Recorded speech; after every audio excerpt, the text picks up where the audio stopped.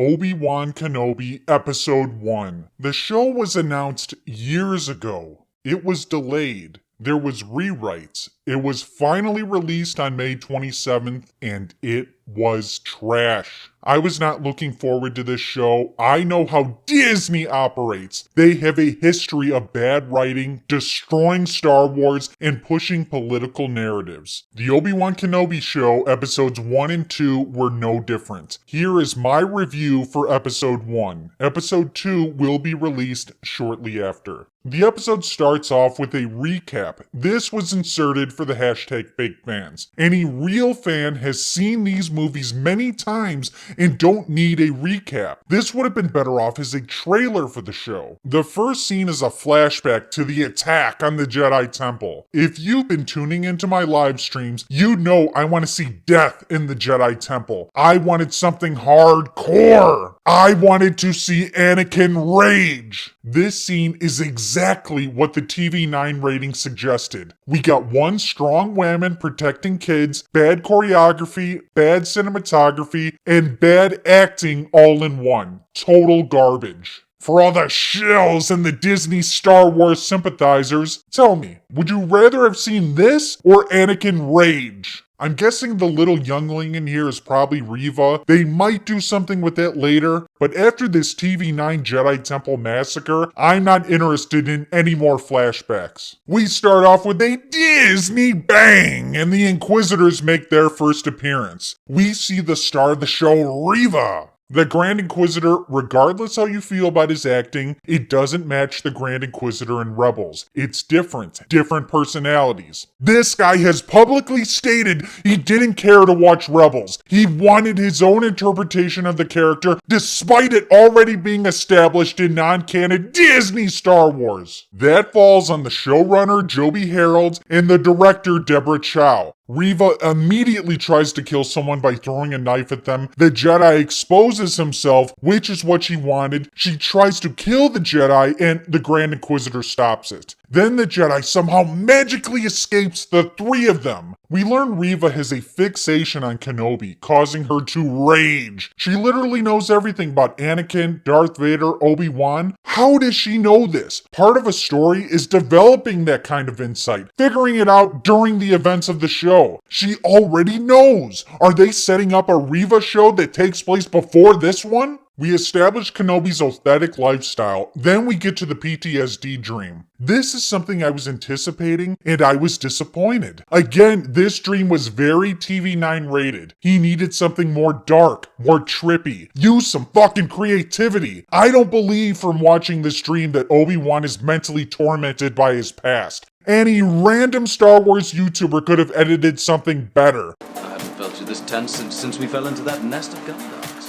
And this is the only time we are reminded that he's suffering from PTSD. I was envisioning a little bit of a psychological thriller, but that's too intense for Disney Star Wars. Kenobi regularly checks up on Luke Skywalker. The kid looks a lot like Jake Lloyd. It's interesting this is the only scene with Luke Skywalker in the first 2 episodes. What is it with Disney that doesn't like Luke Skywalker? The Jedi that's on the run from the Inquisitors finds Obi-Wan and begs for his help. Obi-Wan refuses and the Jedi is found dead. To me, that was probably the funniest scene in the episode. What an idiot! Oh, what a loser! That takes us to Alderaan, where we see a 10-year-old Leia Organa. I was a little more than surprised and happy to see her during the watch party. Is that Leia? Sorry about that. I think Owen Lars, Joel Edgerton, wins Best Actor for episode 1 of the Kenobi show. He barely had any lines in Attack of the Clones, and I thought he looked older and sounded more like the Owen Lars in A New Hope. This is part of the canon breaking. How much did Owen Lars know about Obi-Wan and the Jedi and the plans for Luke to be trained? How much was he in the dark? It never seemed like in A New Hope that Owen thought Luke would ever be trained as a Jedi. But in the Obi-Wan Kenobi show, he knows about everything. I don't buy it. Owen gets more screen time when Reva comes back. Reva continues her rage cuts off a woman's hand. Then, out of all the people, she guesses that Owen is hiding something, but she doesn't get it out of him. I know Reva has been getting a lot of criticism before the show came out. Up to this point, whatever with her character. We're still getting to know her. But right here, in her confrontation with Owen, is when the cringe starts. Referring to Owen's family. You think you could protect them from me? Then she screams, "Tell me where the Jedi is or this man and his family dies!" The other Inquisitor is like, "What the fuck are you doing? This is not how we operate." They cut back to Leia, and at this point it feels like this could be another show. We all like Leia, but this just seems out of place. Why are we here? Where's Vader? Then Leia's kidnapped. It was really hard chasing down a 10-year-old girl, but they eventually catch her. Bail Organa reaches out to Obi-Wan. Like before with the Jedi, he shuts it down. He needs to stay on Tatooine and protect Luke. What really got Obi-Wan to go on his adventure was when Bail Organa shows up on Tatooine to ask Obi-Wan in person. Reva's plan is really fucking stupid. She thinks kidnapping Bail Organa's daughter will flush out Obi-Wan because the two were friends, because they were linked in the Jedi archives. Obi-Wan has been hiding this whole time. The Inquisitors are killing off Jedi. Vader is murdering people. The Empire is getting stronger. So what they stole Bail Organa's kid? That's not going to get Obi-Wan Kenobi out of hiding. The only way this is an effective plan is if you know that Leia Organa is Anakin Skywalker's child. And if that's the case,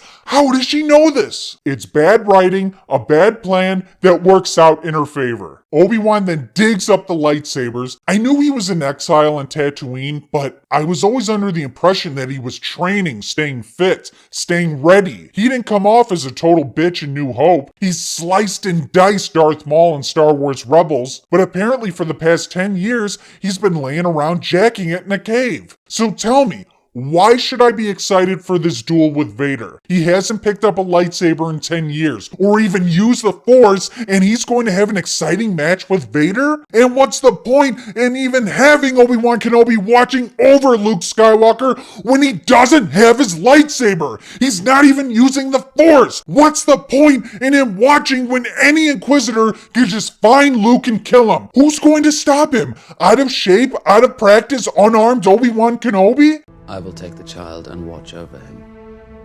If he's going to be this bad at the job, just go to another planet and try to live a normal life because you're not doing anything. Obi-Wan is literally not protecting anyone. He's just masturbating in a cave. He's given up on the Jedi completely. Obi-Wan Kenobi is Jake Kenobi.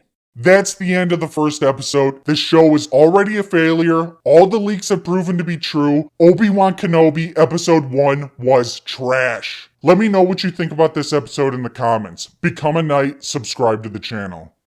The dark side of the Force is a pathway to many abilities some consider to be unnatural.